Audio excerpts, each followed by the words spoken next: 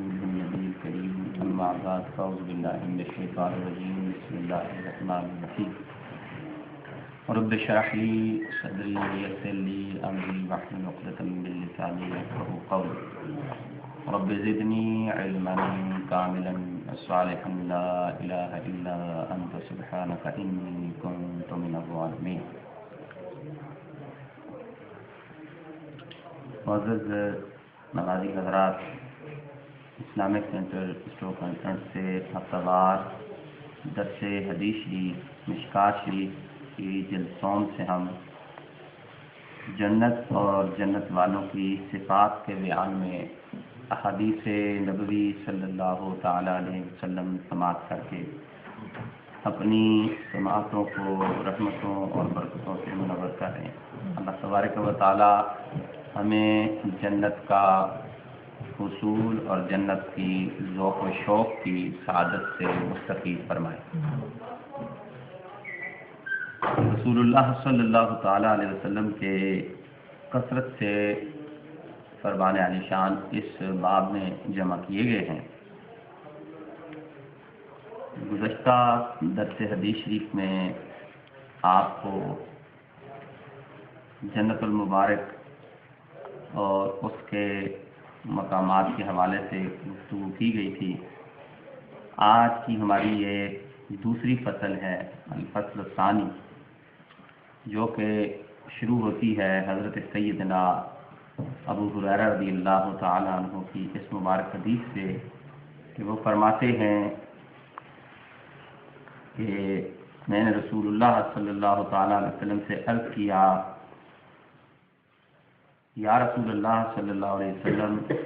مما خلق الخلق. رسول اللہ صلی اللہ علیہ وسلم سے پوچھا کہ یا رسول اللہ صلی اللہ علیہ وسلم، یہ جنت کے حوالے سے بات پوچھی تھی کہ مخلوق کس چیز سے پیدا کی گئی. قال من الماء قلنا الجنت ماء بناؤها قال بنت من ذهب من فضة. اور یہ طویل حدیث پھر آگے آتی ہے. فرمایا کہ اللہ تبارک و تعالیٰ نے کہ ہم نے پانی سے عرض کیا کہ جنت کا مٹیریل کیا ہے، تو فرمایا ایک اینٹ سونے کی، ایک اینٹ چاندی کی، اس کا گارا خالص مشک کا، اور اس کی بجری موتی اور یاقوت ہے، اور اس کی مٹی زعفران ہے، اور جو وہاں داخل ہوگا خوش رہے گا، غمگین نہ ہوگا، ہمیشہ رہے گا، کبھی نہیں مرے گا، اس کے کپڑے گلیں گے نہیں، اس کی جوانی فنا نہیں ہوگی. اب اس میں اس حدیث شریف میں جتنی باتیں بھی اور اس سے متصلاً وہ بھی حدیث شریف ہے کہ رسول اللہ صلی اللہ علیہ وسلم نے ارشاد فرمایا کہ جنت میں کوئی درخت نہیں مگر یہ کہ اس کا تنا سونے کا ہے. اب یہ جتنی بھی باتیں آپ سماعت فرما رہے ہیں، اصل میں یہ دنیا ہے دارالامتحان، اور آخرت ہے دارالجزا. اور آخرت کے بعد، دارالجزا کے بعد، اللہ تعالیٰ کے نیک بندوں کو جو مقامات اعلیٰ اور عرفہ نصیب ہوں گے، ان میں سے سب سے اعلیٰ درجہ ساری کائنات کے مالک و مختار نبی حضرت محمد مصطفیٰ صلی اللہ تعالی علیہ وسلم کو عطا فرمایا جائے گا. اب بات یہ ہے کہ دنیا کے اندر اللہ تعالیٰ نے بہت ساری مثالیں ہمارے سامنے رکھ دی ہیں، اور بعین ہی اسی طرح اللہ تبارک و تعالیٰ خود قرآن پاک میں بھی ارشاد فرماتا ہے کہ یہ مثالیں لوگوں کے لیے بیان کی جاتی ہیں تاکہ اس سے غور و تفکر و تدبر سے کام لیا جائے، اور اپنی ہمیشگی کی رہنے والی جو نہ ختم ہونے والی زندگی ہے مرنے کے بعد، اس کے بارے میں اس دنیا میں رہتے ہوئے تیاری کی جائے. دنیا میں ہمیں کئی مرتبہ ایسا ہوتا ہے کہ ہم کسی کام کا ارادہ کرتے ہیں اور اللہ تعالیٰ کا فضل ہوتا ہے تو وہ کام ہمارا ہو جاتا ہے، تو ہم بڑے خوش ہوتے ہیں اور کوشش کرتے ہیں کہ اپنے دوستوں کو بھی اس خوشی میں شریک کریں، اپنے والدین کو، اپنے عزیزوں کو، اپنی اولاد کو. تو یہ کسی بھی نعمت کا، آپ دنیا کی کوئی بھی نعمت ہے وہ نعمت فانی ہے۔ آپ خود اپنی جو بزرگ حضرات ہیں وہ خود اپنی جوانی پہ غور کر لیں، جب وہ لڑکے تھے، جوان تھے، تو ان کے اندر کیسی قوت تھی، کیا طاقت تھی۔ پھر وقت نے انگڑائی لی اور وقت گزر گیا، بال سفید ہو گئے، آنکھوں کی بینائی کمزور ہو گئی۔ بلکہ حضرت سیدنا اسرائیل علیہ السلام سے حضور علیہ السلام نے پوچھا تو آپ نے فرمایا یا رسول اللہ، میں ہر بندے کے پاس اس کے مرنے سے پہلے اپنے قاصد بھیجتا ہوں، اپنے پیغام رساں بھیجتا ہوں، اس کو میسج سینڈ کرتا ہوں، ٹیکسٹ بھیجتا ہوں اس کو، لیکن وہ ٹیکسٹ پڑھتا نہیں ہے، وہ اپنا نمبر دیکھتا نہیں ہے۔ تو حضور پاک نے پوچھا کون سے میسج بھیجتا ہے؟ فرمایا یا رسول اللہ، جب بندہ بیمار ہوتا ہے تو میں اس کو ایک میسج بھیجتا ہوں، دیکھ بندے تو بیمار ہو رہا ہے، تیرے جسم میں تبدیلی آ رہی ہے، تجھے سر درد ہو رہا ہے، پیٹ درد ہو رہا ہے، کوئی تکلیف ہو رہی ہے، تو یہ سمجھ کہ اسی طرح ایک دن تیری طرف موت بھی آ رہی ہے۔ اور میں کہ پھر بڑی نشانی بھیجتا ہوں جب اس کے بال سفید ہونا شروع ہو جاتے ہیں۔ اور یہ حدیث پڑھ کے اکثر میں جو ہے وہ کیفیت بن جاتی ہے کہ اللہ کا کرم ہے، کچھ داڑھی میں میرے بھی بال سفید آ ہی ہیں۔ تو اللہ تعالیٰ فرماتا ہے کہ میرا بندہ جب اس کے جسم میں کوئی بال سفید ہو جاتا ہے تو اللہ تعالیٰ کا عذاب اس کی طرف حیا کرتا ہے، رحمت اس کی طرف بڑھتی ہے۔ اور یہ بندہ ہے جو سفید بال ہونے کے باوجود بھی اپنی حرکتوں سے باز نہیں آتا، کیونکہ ظلوماً جہولا فرمایا نا، انسان جو ہے نا یہ بڑی عجیب اور کمپلیکیٹڈ مشین اللہ نے بنائی ہے۔ وہ اس پہ ہمیں غور کرنا چاہیے، ہم کیا ہیں بھائی، کون ہیں، کہاں سے آئے، کیا کر رہے ہیں، کہاں جائیں گے، اس طرف توجہ نہیں کرتے، بس وہ ہما وقت کچھ مال آ جائے، کچھ جمع ہو جائے، ٹھیک ہے یہ بھی ضروریات زندگی ہے۔ بلکہ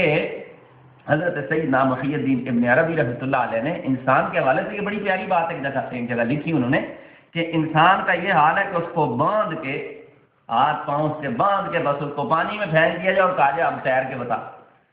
تو وہ ڈوبے گا نہیں، چونکہ ایک وہ اس کو بیلنس میں رکھیں گے، ڈوبے گا نہیں، لیکن یہ ہے کہ وہ اس طرح تیر کر پار ہونا چاہیے اس کو۔ تو اسی طرح کل کے جمعے کی تقریر میں وہ بات کر رہا تھا، تھوڑی سی یاد آ گئی ہے کہ جب یہ ساری چیزیں اللہ تعالیٰ کی طرف سے امر ہے، قضاء و قدر، جب وہ مالک مختار ہے تو پھر یہ سزا اور عذاب کیوں ہے، یہ سزا اور جزا کیوں ہے؟ تو اللہ تعالیٰ نے فرمایا بندوں میں نے تمہیں اختیار دیا ہے۔ حضرت علی کرم اللہ وجہ الکریم پر میرے ماں باپ قربان جائیں، آپ نے بڑا پیارا اس مقام پر کسی نے سوال کیا تو آپ نے اس کو جواب دیا تھا۔ فرمایا اس نے پوچھا جی انسان کتنا مختار ہے اور کتنا مجبور ہے، تو آپ نے کھڑے کھڑے اس کا مسئلہ حل کر دیا۔ وہ کھڑا تھا، فرمایا ایک ٹانگ اٹھا، اس نے اٹھائی، فرمایا دوسری بھی اٹھا کے، نہیں گر جاؤں گا، فرمایا اتنا اختیار ہے اور اتنا ہی مجبور ہے، یعنی تجھے اللہ نے اختیار دیا ہے، تو مجبور باز نہیں ہے۔ پتھر مجبور باز ہے، جب تک اس کو آپ ہلائیں نہیں وہ ہلتا نہیں اپنی جگہ سے۔ آپ کو رب کا فضل ہوا تو آپ کے دماغ میں، ذہن میں آیا کہ یہ نماز کا ٹائم ہے، آپ کا قدم اٹھا مسجد کی طرف، اور اللہ تعالیٰ فرماتا ہے میرے بندے جب گھر سے اپنے وضو کر کے صرف میری یاد کے لیے مسجد کی طرف آتے ہیں تو میں قدم قدم پہ ان کے گناہوں کو معاف کرتا ہوں، ان کی بخشش کرتا ہوں۔ تو یہ اللہ تعالیٰ نے آپ کو اختیار دیا تھا، آپ چاہتے تو کھیلتے رہتے ہیں، نہ آتے نماز کے لیے، نہ آتے مسجد میں، نہ بیٹھتے چند میں درس سننے کے لیے، لیکن یہ آپ بیٹھ گئے، آپ کی مرضی تھی۔ یہ جو آپ مرضی سے بیٹھے ہیں اسی مرضی پر آپ کو ثواب ہوگا، اور اسی مرضی پر اگر آپ غلط کسی طرف قدم اٹھاتے، غلط کسی مقام کی طرف جاتے تو وہ پوچھ اس لیے ہے، اسی لیے اس پر عذاب اور اسی لیے سزا ہے کہ اختیار تھا آپ کو کہ آپ اس کام سے رک جاتے۔ تو یہ سینس بھی جو اللہ تعالیٰ نے آپ کو دی ہے، سمجھ کی قوت جو عطا کی ہے، یہ بہت بڑی دولت ہے۔ اس کو آپ نے یوز کرنا ہے، استعمال کرنا ہے کہ کیسے کرنا ہے۔ ہماری اپنی زندگی میں یہ بڑے جو ہے وہ مثالیں موجود ہیں۔ ابھی یہ ہمارے اسلم بھائی کے موبائل پہ بیل بج رہی، اسی سے بتا دوں آپ کو، یہ انہوں نے سم لی ہوئی ہے، کارڈ میں ڈالی ہوئی ہے، موبائل میں ڈالی ہوئی ہے، بیلنس ہے، کانٹریکٹ ہے، نمبر ایکٹیویٹ ہے تو بیل ہوئی ہے، اور کسی دوسرے بندے نے بھی ان کو بیل کی ہے۔ اسی طرح ہمارے لیے بھی اللہ تعالیٰ نے ایک زندگی کی سم، زندگی کی ایک چپ ڈال دی اندر، وہ بیلنس ہمیں دے دیا ہے۔ یہ زندگی کا جی ہمارے حاجی صاحب 70 سال کی سم جو یوز کر رہے ہیں، لالا جی ہمارے جو 72 سال کی، ہمارے حافظ صاحب، یہ حاجی صاحب، دوسرے حاجی صاحب ہمارے حسین صاحب، یہ سارے جو ہے نا یہ اپنی اپنی ان کو سمیں مل گئی ہیں اور یہ زندگی کا ایک چانس مل گیا ہے اور یہ یوز کر رہے ہیں۔ اب یہی سم کا پورا جناب وہ آپ کا بل آ جائے گا، جب کفن میں لپٹے ہوں گے نا تو ساتھ میں بل لگا ہوا ہوگا کہ بابا یہ نیکیاں کی تھی، یہ مسجد کے اندر تعاون کیا تھا، یہ فلانی جگہ گئے تھے، یہ کیا تھا، یہ کیا تھا۔ ایک اور بات ہے، دنیا کے اندر ہمارے پاس اگر ہم کسی مشین کو یوز کرتے ہیں یا کچھ، تو ہمارے لیے ایک ایڈٹ کی مشین دے دی جاتی ہے، کبھی ایڈٹ کرو اس میں، اور ساتھ میں ڈیلیٹ کا بٹن بھی دیا جاتا ہے۔ تو اللہ تعالیٰ نے بھی ڈیلیٹ کا بٹن ہمیں دیا ہے۔ وہ یہ کہا ہے اگر تم سے کوئی گناہ ہو جائے، اور پھر قرآن میں کہا، اللہ تعالیٰ نے سورہ نساء میں فرمایا وَلَوْ أَنَّهُمْ إِذْ ظَلَمُوا أَنفُسَهُمْ جَاءُوكَ، اے حبیب پیاری یہ گناہ بہت ساری ایڈیٹنگ کر لیں اپنے نامہ اعمال میں، تو پھر کیا کریں مولا؟ فرمایا ڈیلیٹ کا بٹن ان کے ہاتھ میں دے دیا ہے، جاؤک تیرے اے حبیب مکرم تیری نسبت سے تیری بارگاہ میں حاضر ہو جائیں۔ حاضر نہیں ہو سکتے جب نماز میں کہہ رہے ہیں نا السلام علیکہ ایھا النبی، نفل پڑھ لیں اور دعا کریں اے حبیب تجھے وہ سماعت دے دی جائے گی کہ ساری کائنات میں جہاں کہیں آپ کو امتی آپ سے بخشش و مغفرت کی، آپ سے جو التجا کرے گا، اللہ تعالیٰ فرماتا ہے لَوَجَدُ اللَّهَ تَوَّابًا رَحِيمًا، پھر اللہ تعالیٰ کو وہ تواب بھی پائے گا اور رحمت کرنے والا بھی پائے گا۔ تو آج کے درس حدیث میں یہ ایک خاص نقطہ ذہن میں رکھ لیں کہ اللہ تعالیٰ نے ہم سب کو ایک اختیار دے دیا ہے، ہم نے اس اختیار کو استعمال کرنا ہے۔ یہ دعا کریں کہ اللہ تعالیٰ اپنے فضل کے ساتھ، کیونکہ یہ اس اختیار پر بھی بڑی گمراہیاں پھیل جاتی ہیں، اور حضرت سیدنا شیخ عبد القادر جیلانی رضی اللہ تعالیٰ عنہ کے پاس بھی ایک مقام پر شیطان سامنے آ گیا اور اس نے کہا، وہ بادل سے ظاہر ہوا اور اس نے کہا عبد القادر جیلانی اب تجھے نمازیں معاف، سارے کام معاف تیرے، تم بہت بڑی عبادت کر دی تم ہے نبی پاک کو بات نہیں مجھے کہتے ہو، کون ہے تو پہچان لیا میں تو شیطان ہوں، ابھی کیوں آیا تو جی بس وہ ایسے ہی ہے، اس مقام پہ تو میں نے بڑے بڑے اولیاء کو گمراہ کیا آ کے۔ تو اچھا، تو پھر ایک حملہ اور کیا، اس نے کہا کہ عبد القادر جیلانی تیرے علم نے تجھے بچا لیا۔ آپ نے فرمایا لا حول ولا قوت الا باللہ، میرے علم نے نہیں، مجھے رب کے فضل نے بچا لیا۔ تو اس لیے ہمہ وقت ڈرتے رہنا چاہیے، ہمہ وقت جو کوئی ٹوٹی پھوٹی نیکیاں کر رہے ہیں ان میں یہی ذہن میں ہونا چاہیے، اللہ جو ہم سے یہ ٹوٹے پھوٹے اعمال ہو رہے ہیں مولا، ان میں تو اپنا فضل شامل حال کر کے ان کو اپنی بارگاہ میں قبول فرما لے اور ہمارے گناہوں کو معاف فرما لے۔ زیادہ سے زیادہ استغفار کی کوشش کیا کریں، زیادہ سے زیادہ نبی پاک صلی اللہ تعالیٰ علیہ وسلم پر درود و سلام پڑھا کریں۔ جو نبی کریم صلی اللہ تعالیٰ علیہ وسلم پر کثرت سے درود و سلام پڑھے گا، حضور ارشاد فرماتے ہیں قیامت والے دن وہ سب سے زیادہ میرے نزدیک ہوگا۔ وصلی اللہ تعالیٰ علی حبیبہ وقاسمتہ سیدنا و مولانا محمد وعلی آلہ وصحبہ اجمعین، آمین۔